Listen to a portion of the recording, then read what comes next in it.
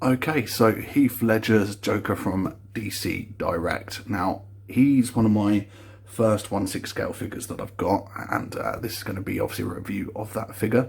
As you can see, I've got him posed currently without his overcoat and his blazer, and I've got him posed with one of the 3 knives that he comes with, which I will obviously show you in due course. As you can probably tell, we're at a little bit of a distance here, so he does look very, very good, and I've got a strong LED light shining directly on him for the best sort of pose and lighting. Now, if we are to take a closer look at the head sculpt itself, now he does tend to actually have a little bit, you see there, the head sculpt? Now, I quite like the paint job, but the head itself is a little bit weak. It's not the best. I've seen a lot better from Hot Toys and Sideshow collectibles. I mean, the paint job's very good, but just the overall likeness, I think when it's close up, it's a lot harder to get that Heath Ledger vibe. From a distance, it looks a lot better, and that's the same problem and issue we had with the Batman figure, was that from a distance they look great, and as the first sort of figures in my collection, that's kind of what I'm going for, because I will have them displayed at a distance, so I'm okay with this. But for avid collectors who spend a lot more money than I'm currently spending, will not be happy with that head sculpt. Now, it does open up the possibilities to edit the figure and customize, because the rest of him I'm fairly happy with, really. I mean, we'll get into the ins and outs of it, but the head sculpt itself is the one thing that is lacking. And I'm getting into this more to customize, really, at this current moment in time. I'm looking forward to getting additional pieces, hunting around for them, and then putting together my own figures, taking bits from here and there and just mixing them together so that they're my own creations and they're unique to me. Now, that might be a dangerous route to go down, because I've seen some of the prices from some of the other YouTubers of the different custom parts that they get, and that's something I'm going to have to come to. But for the most part, I think he looks good, and it's just the head sculpt that's bothering me, and I want to have a go at painting. I want to have a go at painting my own head sculpt, and, you know, we will see where it goes, but that's the point. I'll start from the top and work the way down. So obviously you've got the head sculpt here. I mean, the hair itself is pretty horrendous. Again, from a distance it looks really good, but look at that hair. I mean, it's muddy. It's a muddy green. It's really bright at the back. I don't think it's movie accurate. The paint job on the eyes is pretty good, but the mouth is almost a pink red in this light. I mean, I'm glad I got the LED light ordered in, because the lighting on my Batman video wasn't too great. I might even redo that, but this shows you a lot better the quality, and I mean, it's not great. It's not great. So yeah, the head sculpt needs a lot of work, but yeah, I mean, from there we can have a look at the rest of the figure. Okay, so if we move down the figure, he's got the range of motion that you'd come to expect from a 1/6 figure. He's got that double elbow joint that we all like. Now, he does have an issue with the wrists. There is no actual wrist peg as such. It's just a clip-on hand, so he doesn't really have the wrist motion that you might want him to have, which isn't too much of a problem, because there does seem to be a little bit of movement, but then obviously at certain poses you're probably going to see that gap, and that's ugly. No one wants to see that gap. But yeah, he's got a good range of motion. The clothes don't hinder him too much. At the moment, I have him with the shirt and waistcoat look, which I think looks the best. I will show you him with the other clothes on, so you can get an idea of what you're working with. But yeah, I mean, the shirt collar is a bit unruly. I tried to get that tucked under the waistcoat where it doesn't look too overly sized. But the waistcoat is a very good material. It's nice. It's even got that missing button, which is film accurate. I had to check that because I generally thought it was just missing one, which I was kind of angry about. But the tie, accurate.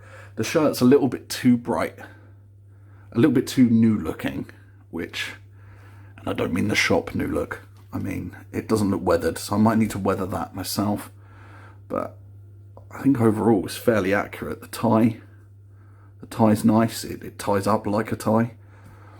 I have completely taken the clothes off of him, but yeah, the waistcoat look is perfect.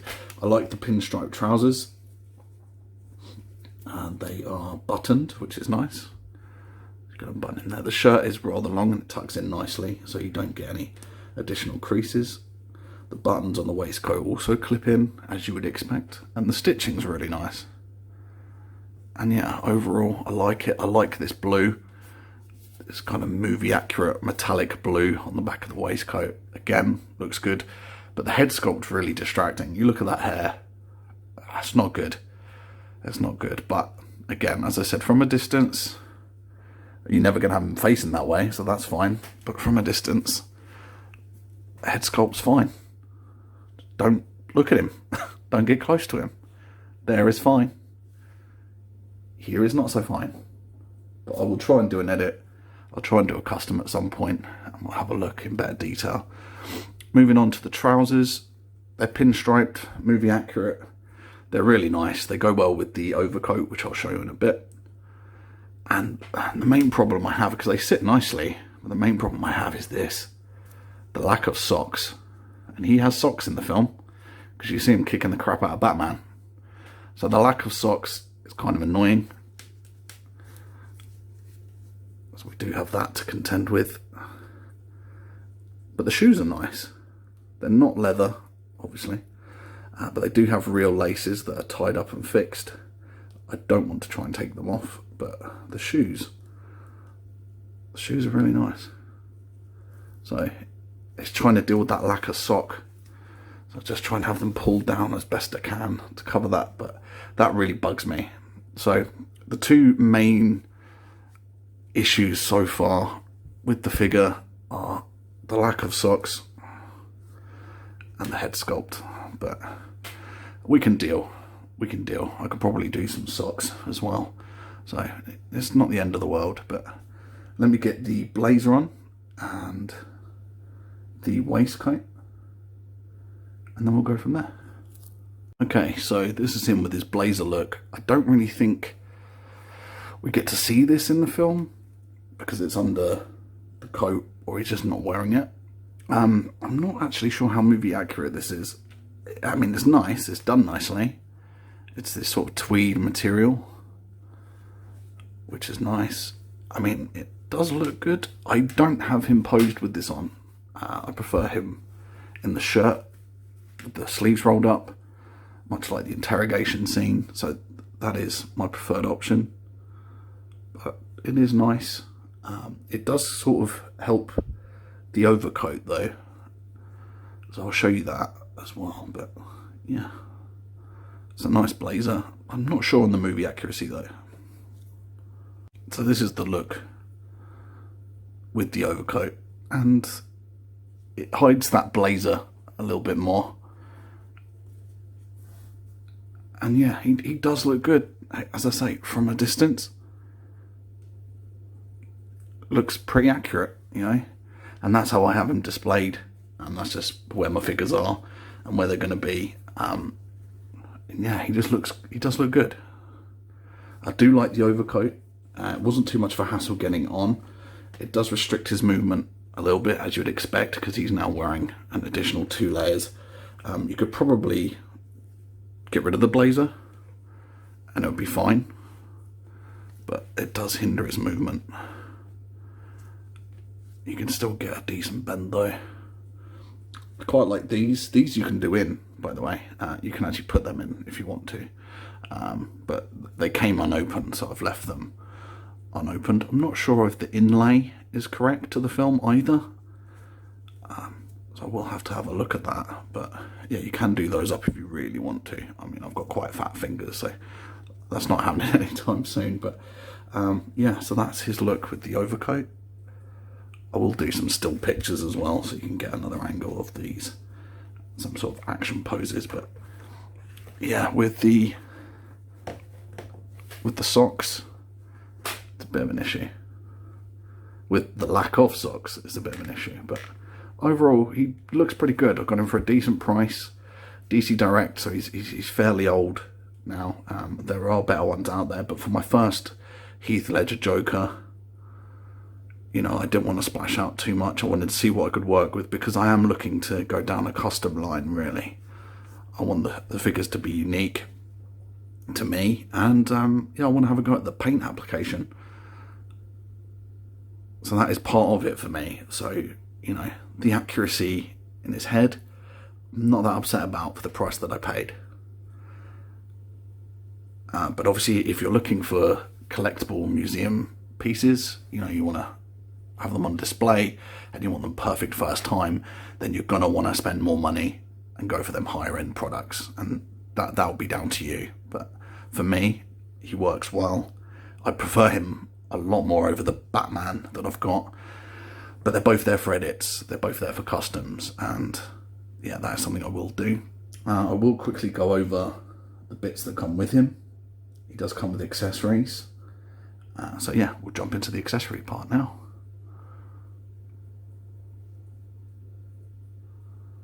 Okay, so these are the accessories that he comes with, obviously apart from the clothes that he wears. So if you have watched the Batman video, or if you're going to, you will see on there that he has hands that have posable fingers. So they're rubberized with some sort of wire in them, which means they're posable. So you can make him, you know, flip the bird, middle finger, peace sign, whatever sort of hand gesture you'd like him to do. He can hold things or not hold things. It's entirely up to you. This figure, though, on the other hand, doesn't have that feature. These hands are just open. You can't pose the fingers. I've tried. They do move, but I'm sort of scared of breaking them. But they don't stay there. So he has the open hand for left and right, which is nice. You know, if you want him reaching out, or hands spread wide by his side, you can do that. And yeah, you've got the open hand option. You also have a closed fist option, which is nice if you want him in like sort of a fighting pose or a more angry, aggressive pose. Then the fist might be the best option for you. Or if you've got the handcuff scene, if you've got him being interrogated by Batman, you might have him closed fist on the table. So you've got that option as well, both for left and for right.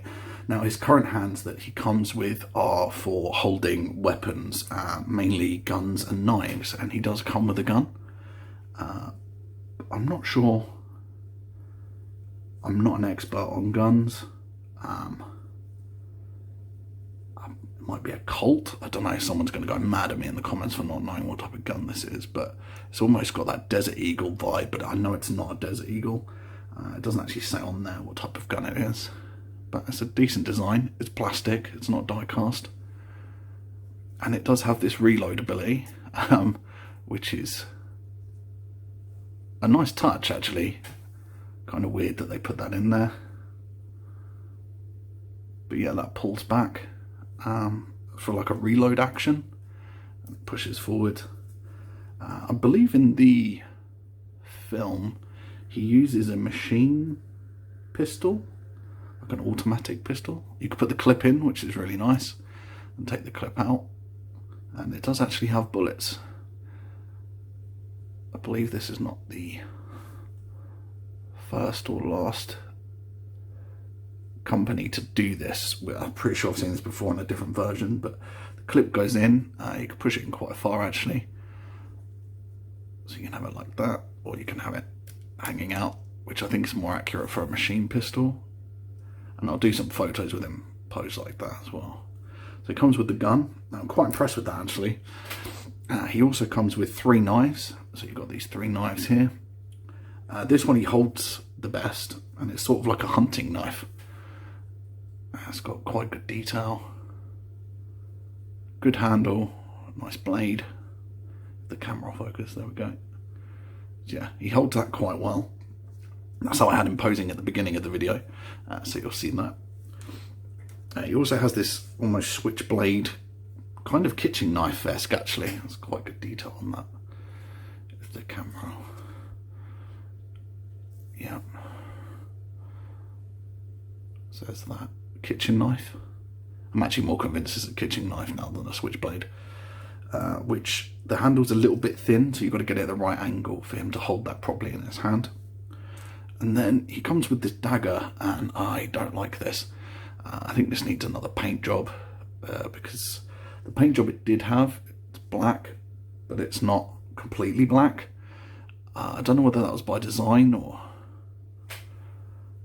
just poor quality. The autofocus is crazy. Right.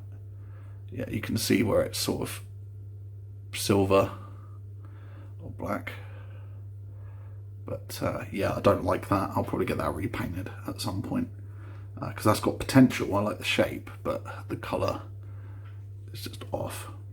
And he also comes with the clown mask that he's seen wearing in the first scene that he's in The Dark Knight, where they're doing the bank robbery. And that actually sits nicely on his head. I will pose him like this for you, but it sits nicely on his head, and it's movie accurate, and it looks good. Actually, I quite like it on.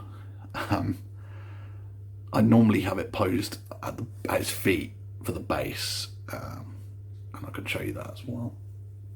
But yeah, that's quite a nice touch, and I like the fact that it fits his head, and it sits on there as it should. So yeah, that's the accessories that he comes with. Okay, so the base is the same as the DC Direct Batman from Dark Knight. Exactly the same. It's got the same base.